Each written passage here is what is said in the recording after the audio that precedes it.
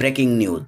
নির্ধারিত সময়ের ৩ সপ্তাহ আগেই প্রধান উপদেষ্টার হাতে জমা দেওয়া হয়েছে নবম জাতীয় বেতন কমিশনের প্রতিবেদন।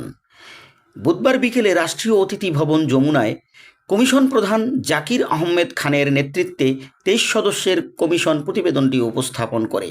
প্রতিবেদন গ্রহণ করে সন্তোষ প্রকাশ করে প্রধান উপদেষ্টা অধ্যাপক ডক্টর মোহাম্মদ ইউনূস বলেন, মানুষ বহুদিন ধরে এই রিপোর্টের অপেক্ষায় ছিল। এটি একটি সৃজনশীল ও বড় কাজ। প্রতিবেদনে সরকারি কর্মচারীদের জন্য ২০টি বেতন স্কেল প্রস্তাব করা হয়েছে। সর্বনিম্ন বেতন ৮,২৫০ টাকা থেকে বাড়িয়ে ২০,০০০ এবং সর্বোচ্চ বেতন ১,৬০,০০০ টাকা করার সুপারিশ করা হয়েছে। এছাড়া স্বাস্থ্য বিমা, পেনশন সংস্কার সহ একাধিক নতুন প্রস্তাবনা রয়েছে প্রতিবেদনে। এটাই এই মুহূর্তে ব্রেকিং নিউজ।